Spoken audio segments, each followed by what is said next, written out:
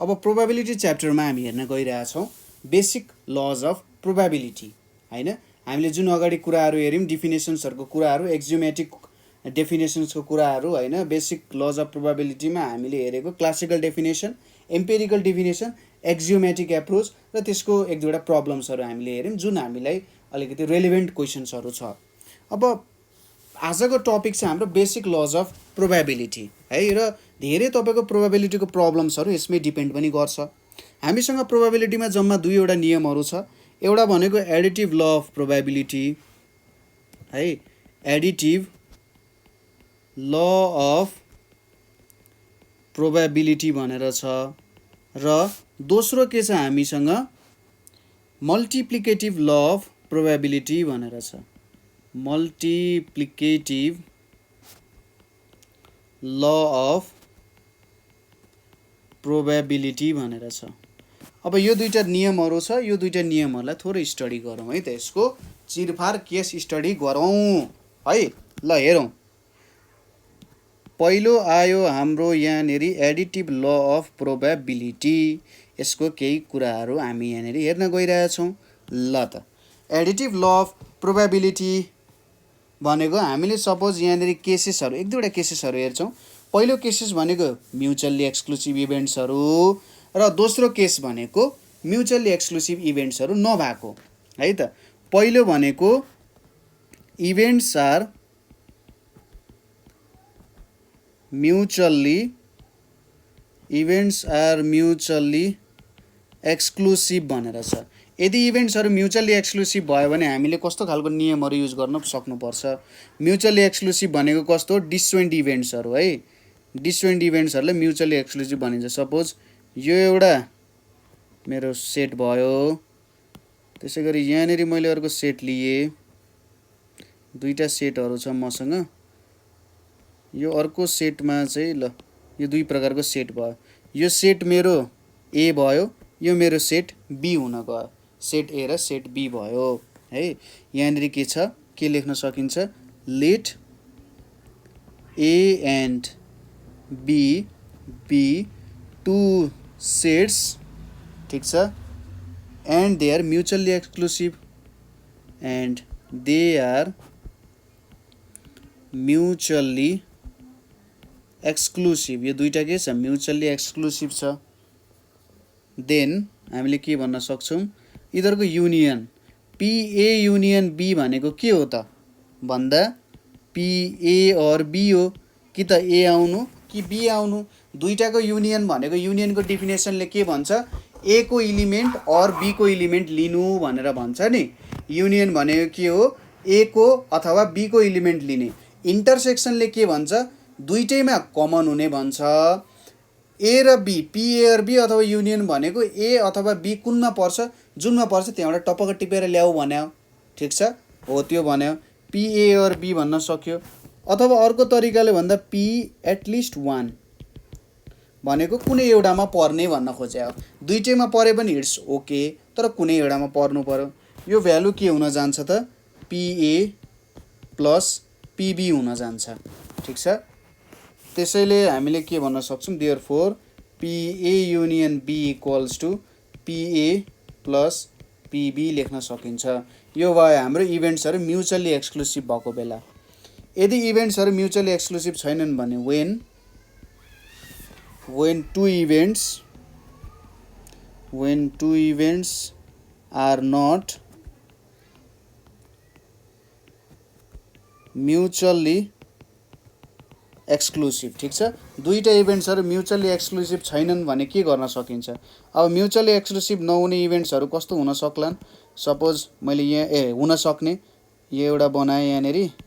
त्यसै गरी अर्को के छ भने यहाँनिर अर्को बनाएँ, यो दुईवटा भयो, यो ए भयो, यो बी हुने भयो। यो इभेन्ट्स म्युचुअल्ली एक्सक्लुसिभ छैनन् किनभने यिनीहरू दुईटाको बिचमा यहाँनिर के आएको छ त, इन्टरसेक्सनको आएको छ। यो भनेको हाम्रो इन्टरसेक्सनको पोर्सन हुने भयो, ठिक छ, इन्टरसेक्सनको पोर्सन हुने भयो। ल यिनीहरू म्युचुअल्ली एक्सक्लुसिभ छैनन् है, यही कुरा लेख्ने। A and B two sets which are not mutually exclusive भनेपछि हामीले पिए युनियन बी भनेको के गर्नुपर्ने हुन्छ, पिए प्लस पिबी माइनस पिए इन्टरसेक्सन बी गर्नुपर्ने हुन्छ हैन। ठिक छ, यसरी गर्नुपर्ने हुन्छ। नभए यदि हामीले पिए प्लस पिबी गऱ्यौँ भने दुईटैको यो इन्टरसेक्सनको पोर्सन छ, किनभने पिए भनेको त के हुन्छ, पी नट ए प्लस पिए इन्टरसेक्सन बी हुन्छ र पिबी भनेको के हुन्छ, पी नट बी प्लस पिए इन्टरसेक्सन बी हुन्छ। दुईटैमा त इन्टरसेक्सनको पोर्सन कमन छ नि त। र यदि हामीले पिए प्लस पिबी मात्रै गऱ्यौँ भने त ए इन्टरसेक्सन बी दुई पटक जोडिन्छ, तर हामीले दुई पटक त जोड्ने होइन, त्यही भएर एउटा माइनस गर्छौँ हामीले ताकि एउटा मात्रै रहोस् है त। यतापट्टिको एउटा एमा मात्रै पर्नेको सम प्लस बीमा मात्रै पर्नेको सम र फाइनल्ली ए र बी दुईटैमा पर्नेको सम गरेको जस्तो हो यो भनेको है। ल यो भयो हाम्रो एडिटिभ ल अफ प्रोबेबिलिटी। यो नै हाम्रो एडिसनको ल अफ प्रोबेबिलिटी हुन जान्छ है त। यो कुरा बुझ्यो होला, सिम्पलै कुरा छ है। अर्को कुरा भनेको के भन्न सकिन्छ भने अब त्यही सेटकै नियमहरू तपाईँले युज गर्न सक्नुहुन्छ है। सेटमा यदि तीनटा इलिमेन्ट्स तीनटा सेट छ भने A union B union C छ भने हामीले क्लास 10 मा पढाएको थियौँ, हो त्यही फर्मुलाहरू युज गर्न सक्नुहुन्छ। जस्तै यसको एक्जाम्पल्सहरू हेरौँ है त के गर्न सकिन्छ। क्वेसन के छ भने what is the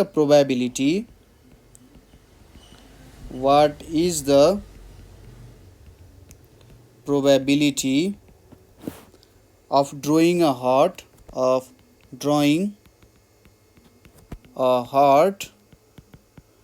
or an ace from the deck of 52 cards, from the deck of 52 cards भनेर भन्न सकिन्छ है। ल ठिक छ, यहाँनिर हेरौँ के छ त। यहाँनिर 52वटा पत्ती, एउटा गड्डीमा 52वटा पत्ती हुन्छ, त्यहाँनिर के हुन्छ 13 हार्ट्स हुन्छ, 13वटा हार्ट्स हुन्छ हैन, पानाको तासहरू।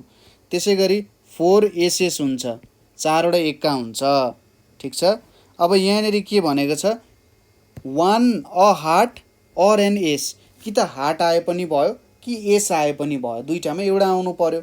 ठिक छ, त्यो कुरा भनिरहेछ यसले है। अब यसलाई सल्भ गर्नेतर्फ लागौँ। यहाँनिर प्रोबेबिलिटी अफ ए भनेको के हो, probability of getting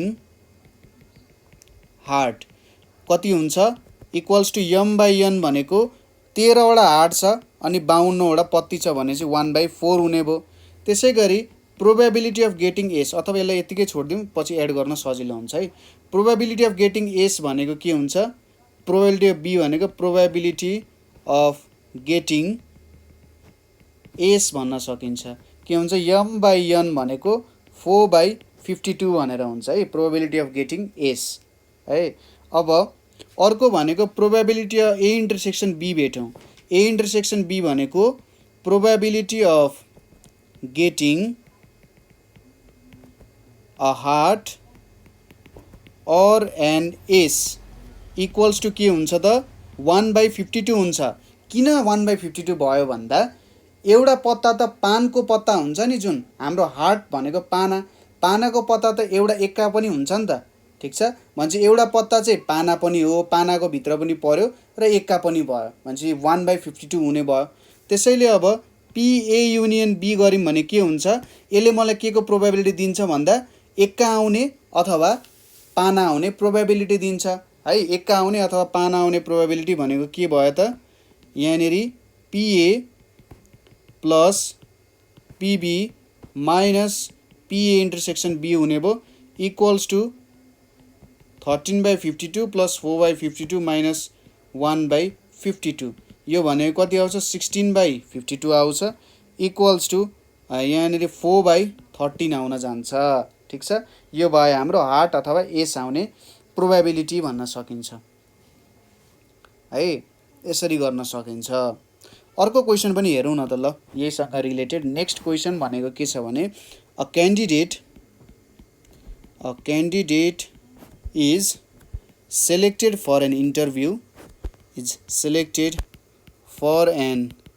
interview for 3 posts। ठिक छ, 3वटा पोस्टको लागि इन्टरभ्यूमा सेलेक्ट भएछ। For the first post there are 3 candidates. For the first post there are 3 candidates. For second post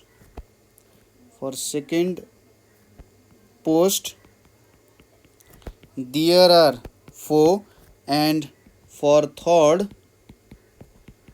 there are 2. What are his chances of getting at least one post? What are his chances of getting at least one post? तपाईले यहाँनेरि के use भएको छ भनेर हेर्ने, जस्तै at least use भएको छ, माथि के युज भएको थियो, और युज भएको छ। यी हामीले के पढाएको थियौँ, यदि और आयो एट लिस्ट आयो भने युनियन गर्नुपर्ने हुन्छ भन्ने कुरा बुझाएको थियौँ नि। हो, तपाईँले यदि युनियन कसरी हुन्छ भन्ने कुरा बुझ्नु भयो भने यस्तो किवर्ड्सहरू खोज्ने यहाँनेरि है।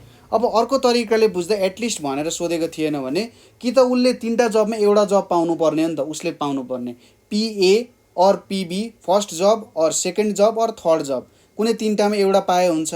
युनियनले पनि त्यही भन्यो, कुनै हाम्रो सेटको युनियनले के भन्छ, कुनै एउटा सेटको इलिमेन्टली भने जस्तो यहाँ पनि के हो, कुनै 3टा जबको एउटा पोस्ट लिने हो है। त्यही भएर यहाँनेरि हामीले युनियन गर्नुपर्छ।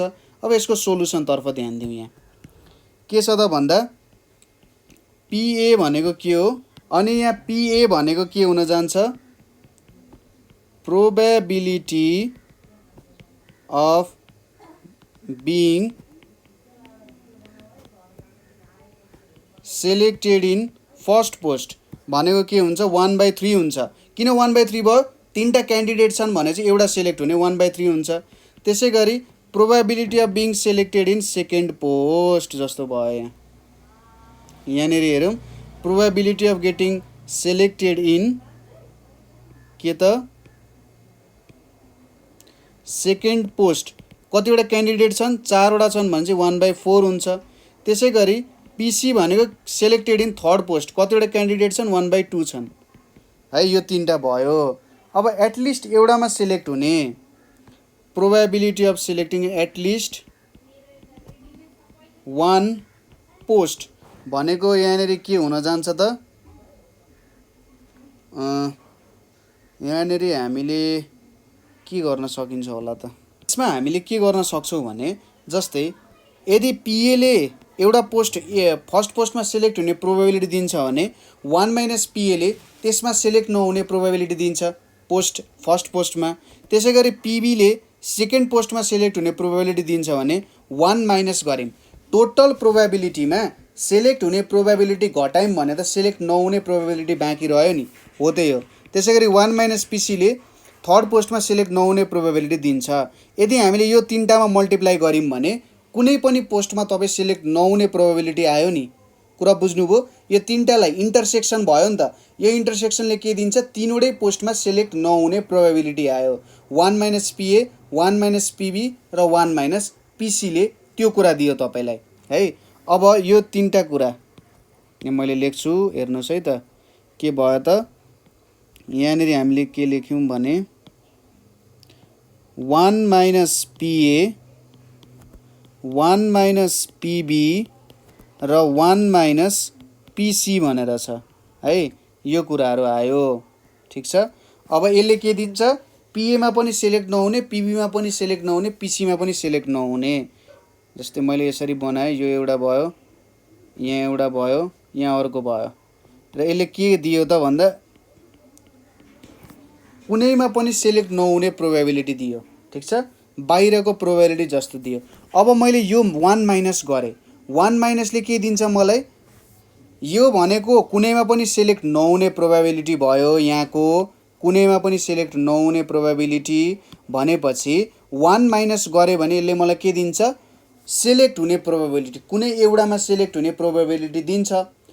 कुनैमा पनि सेलेक्ट नहुने प्रोबेबिलिटी मैले भेटेँ र त्यसलाई टोटल प्रोबेबिलिटी माइनस कुनैमा पनि सेलेक्ट नहुने प्रोबेबिलिटी गरेँ भने यसले मलाई के दिन्छ त, कुनै एउटामा सेलेक्ट हुने प्रोबेबिलिटी इक्वल्स टु यहाँनिर के गर्न सकिन्छ, 1 - यहाँ 1 - पिए भनेको 1/3 छ, पिबी भनेको 1 - 1/4 भयो, यहाँ पिसी भनेको -1/2 भयो, इक्वल्स टु कति आउँछ, 1 - यहाँ 2/3 टाइम्स 3/4 टाइम्स 1/2 3 क्यान्सिल 2 क्यान्सिल 1 - 1/4 भनेको कति आउँछ 3/4 आउन जान्छ भने PA union B union C तपाईले आइडियाहरु लाउनु पर्ने हुन्छ है कसरी गर्न सकिन्छ भनेर कुनै प्रब्लम तपाईले ट्राई गरिराख्नु भएको छ तर ठ्याक्कै यहाँनेर के एप्रोच युज गर्न सकिन्छ भन्ने कुरा तपाईलाई थाहा भएन भने त्यतिबेला हामीलाई सोध्न सक्नुहुन्छ है त कुरा बुझ्नुभयो होला यही हो मेन हामीले बुझ्नुपर्ने कुरा भनेको चाहिँ एडिटिभ ल अफ प्रोबेबिलिटी मा यही हो है।